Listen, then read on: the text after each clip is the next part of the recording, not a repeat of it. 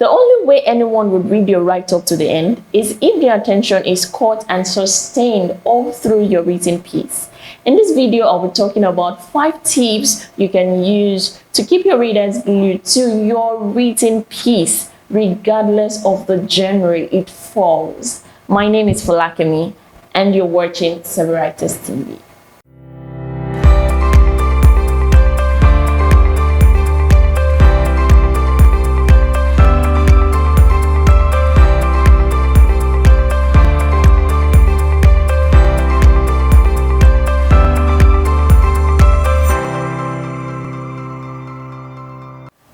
Alright, let's get into it.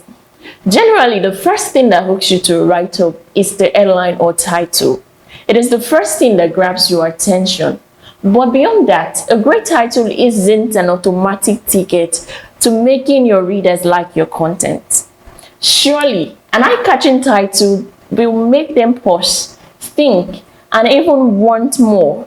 But once you've piqued their interest, it is left to your content to keep them reading the piece. It is always annoying when you find a captivating title or an article or a blog post, and few seconds into reading it, you can tell that it's not worth your time. It was only a clickbait. And many times, it is not a result of your content, but your craftsmanship. Having a great story to tell is not all there is to writing. You need to master the art of craftsmanship, and that entails using various writing techniques to urge your readers to read on. And that's where the real work is for writers. For your writing to be effective, it needs to have 2 elements. The first is the attention-grabbing factor.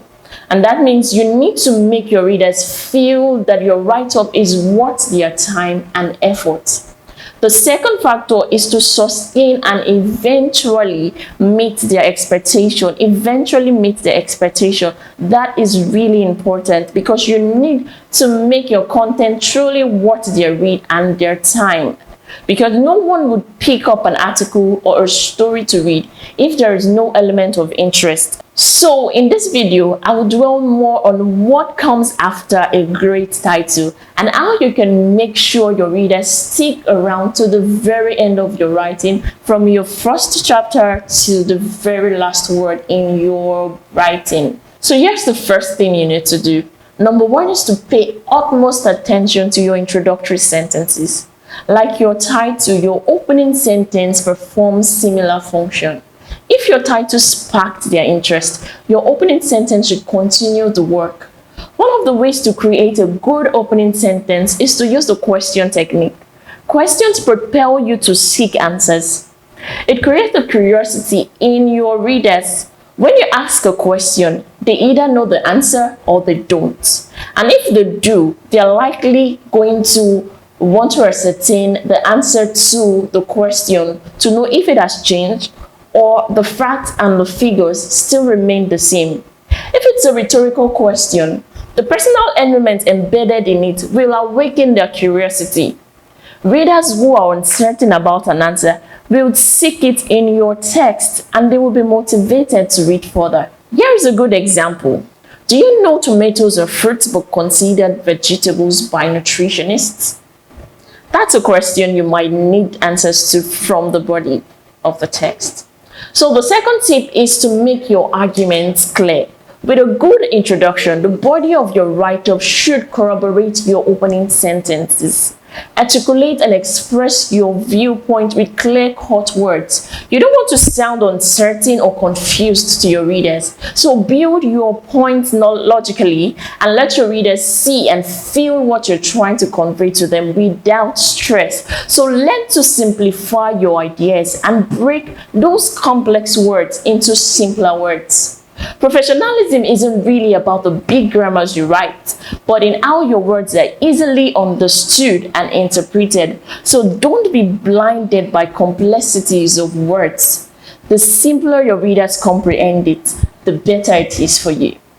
So the third tip is use short sentences and paragraphs. Long sentences or paragraphs are difficult to comprehend, like having too many words embedded in one sentence or paragraph can be an overload. Think of it this way. You're trying to listen to a friend that talks too fast without catching his or her breath. How long can you enjoy such conversation? The truth is, you would likely miss out some critical information in what they would say.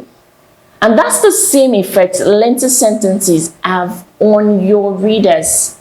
They may pick up your article and get overwhelmed, which can be mentally tiring. And if your paragraph is short, simple, and concise, the write-up will be more appealing and encouraging to read. And before I share the fourth tip, I would like to remind you to like this video, subscribe to our channel. Just click the subscribe button and turn on your notifications so you don't miss any of our amazing content. Help us to grow this channel even as we continue to push out quality content that will serve your needs. Okay, now so to the fourth tip, which is incorporate storytelling. Storytelling is one of the writing techniques that will never lose its touch. Once you start narrating a compelling story that interests your readers, they would want to see how it ends. Even if you don't like reading lengthy stories, once you see an interesting one, trust me, you won't even remember the length of the story till you've gotten to the end.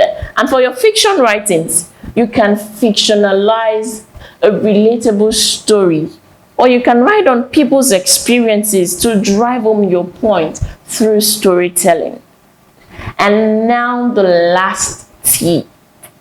Avoid using word fillers. Word fillers, like I had to call that again, because most writers are guilty of these. Writers often fall into the trap of using word fillers when they are trying to meet a specific word count.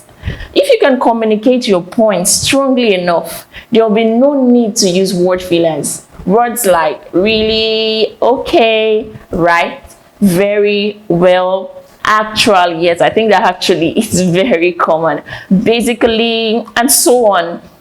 It can be avoided in our writing. However, there may be times when you really need to use these words in your writing, but even if you do, ensure you use them sparingly. Overflogging an article with these words would show how uncertain you are as a writer and even show your lack of depth, which your readers can easily sense. Above all, ensure your words, sentences, and paragraph evokes emotion. You want to make your readers laugh, cry, happy, sad, whatever it is. Just make sure you create a feeling within them. Implement this in your writing and your audience will keep getting hangovers. So here's a quick recap of the tips I mentioned earlier. 1. Pay utmost attention to your introductory sentences. The second is make your arguments clear. And the third is use short sentences and paragraphs. The fourth is incorporate storytelling. And the fifth, which is the last, is avoid using word fillers. So that is it, guys. Thank you so much for watching this video. Don't forget to click the like button, subscribe button, and also turn on your notifications so you don't get to miss any of our amazing content. See you in the next video. Bye.